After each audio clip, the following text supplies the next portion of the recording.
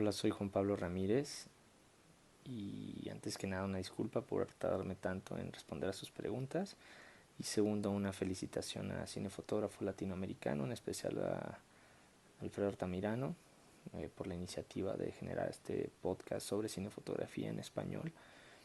Y pues nada, estaré respondiendo a sus preguntas que realizaron previamente y pues nada, los invito a compartir el link de Cinefotógrafo Latinoamericano. Creo que es importante que se escuche y que se comparta para asegurarnos de que siga, ¿no?, adelante y que podamos escuchar las historias y aventuras de muchísimos más fotógrafos y podamos nutrir nuestro conocimiento de experiencias de la demás gente que hace cine.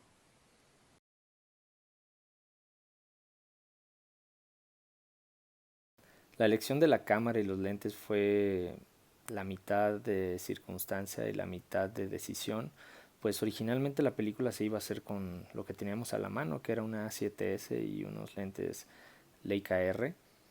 Y conforme se fue sumando gente al proyecto, en el lugar de la productora había unos cases misteriosos al final del pasillo y yo pregunté qué se trataba y tenían ahí una red Epic MX, que es un sensor de tecnología un poco anterior a la Dragon, y tenían tres juegos de lentes y empecé a revisar y tenían unos High Speed, unos Ultra Prime y unos Cook Speed Pancro bastante traqueteados.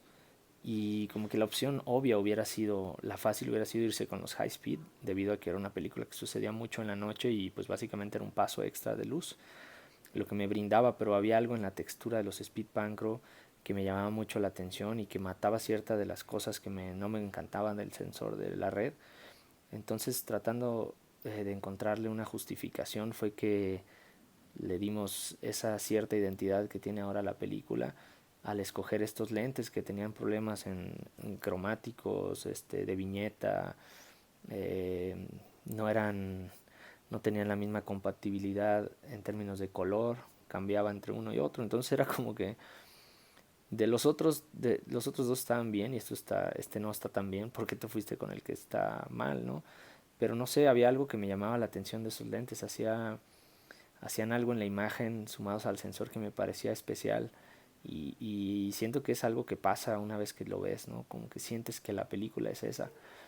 Y nada, seguimos con las pruebas hasta que hubo un punto en el que tomamos la decisión de, bueno, la película es tan móvil, gira en torno a un personaje y lo seguimos, estamos cerca de él, que tampoco es que vayamos a usar demasiados lentes, ¿no? La película se filmó como un 80% o probablemente más con el lente 25 cámara en mano. Entonces tampoco recurrimos tanto, tampoco sufrimos tanto este problema de matching de color de los lentes, ¿no?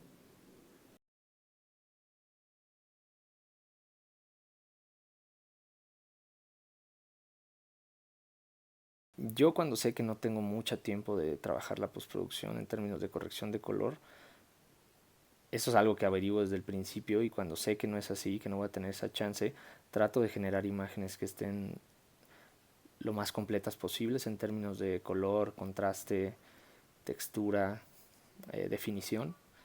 Y sé que entonces puedo aprovechar esas pocas horas que tengo en la sala de corrección para trabajar ciertos aspectos muy específicos.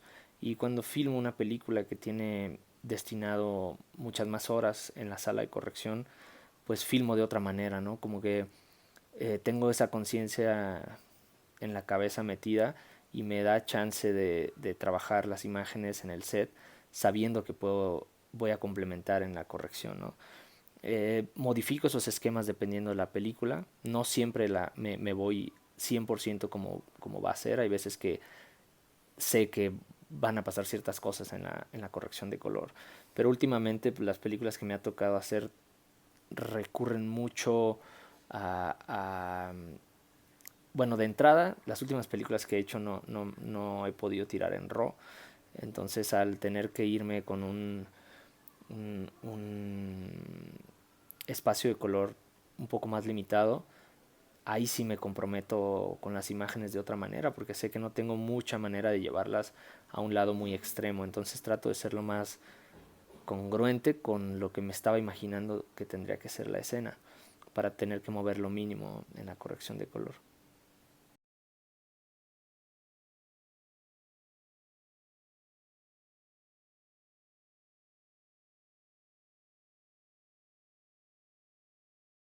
Eso es una decisión que se trabajó mucho desde la pre, o sea, la platicamos muchísimo el director y yo, y tenía mucho que ver con sacarle provecho a las locaciones como estaban, ¿no? Si tratábamos de construir desde cero la película, iba a ser muy complicado en términos presupuestales, entonces la opción fue encontrar lugares que tuvieran el mayor porcentaje de valores incluidos en la locación, de manera que más bien modificábamos la historia o las escenas o el cómo se iban a filmar en relación a los lugares que nos gustaban, ¿no? Y que funcionaban para la historia.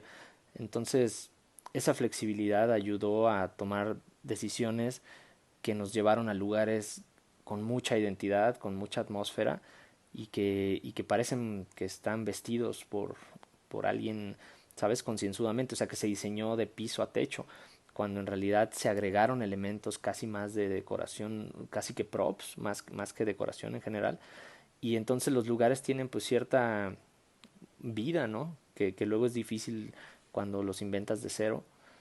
En este caso le sacamos provecho a lo que ya existía en el lugar y nos ahorramos mucho dinero y ganamos mucha credibilidad con ello.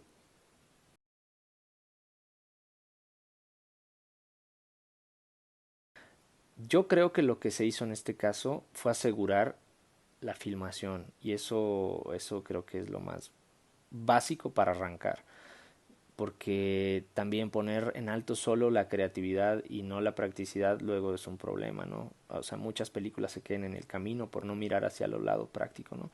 En este caso, el lado práctico era la logística de tener a un set que la mayoría vivía en la Ciudad de México, en Guanajuato por un mes, y hacer funcionar el hospedaje, la alimentación y todos esos temas, ¿no?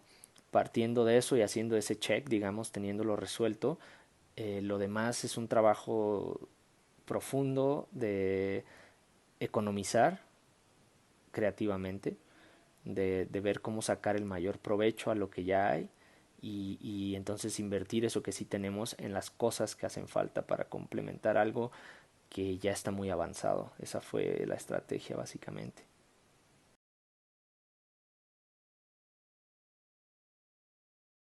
Creo que es un tema bastante abierto y abstracto y hay magia negra detrás. La verdad no sé bien, me daría mucho, me da mucha curiosidad ver cómo lo hace la demás gente. Mi proceso ha sido totalmente intuitivo. Yo lo he hecho pues a medida de lo que he ido experimentando y de lo que me han ido pidiendo y de cómo quiero que la gente entienda que quiero trabajar la película. Es básicamente un esquema de comunicación lineal en el que tratas de ser lo más franco y claro posible, ¿no?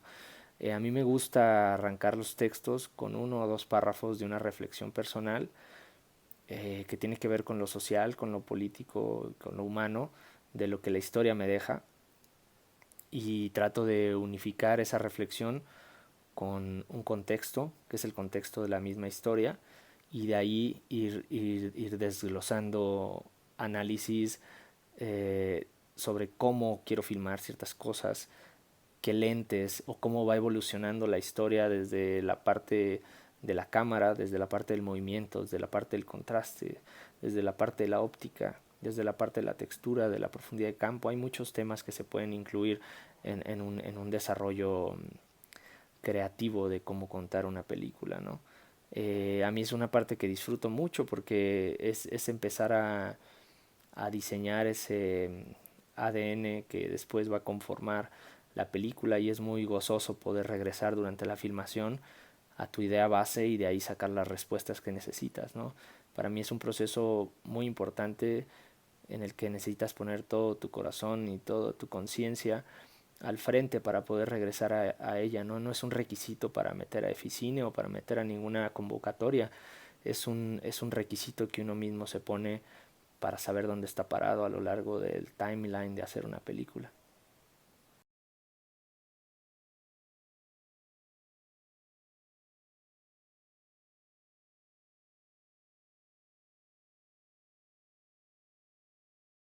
Yo lo que creo es que uno empieza a generar una intuición y uno tiene que ser fiel a ella. Y la intuición no falla, las entrañas no fallan. El miedo es el que hace fallar a veces y es el que hace tomar las malas decisiones, pero no, yo creo que en el fondo uno sabe qué proyecto le conviene y qué proyecto no. Y yo creo que si es un proyecto que te genera aprendizaje, que te va a dejar acercarte hacia algo te produzca un aprendizaje, entonces creo que sí es un proyecto que vale la pena. Porque también esperar a que llegue la obra maestra también luego va a ser a veces complicado, depende mucho de la generación con la que nos tocó crecer, que hagamos una buena peli o no, a veces no depende tanto de nosotros, ¿no? Y nada, yo siento que si tú conoces a la directora y si te da la confianza necesaria de que puedes tener una voz y puedes aportar a la historia y que es una historia que vale la pena contar, creo que entonces la tendrías que hacer. Y si no lo es, si no llena ese capítulo de tu ser, pues entonces es mejor decir que no.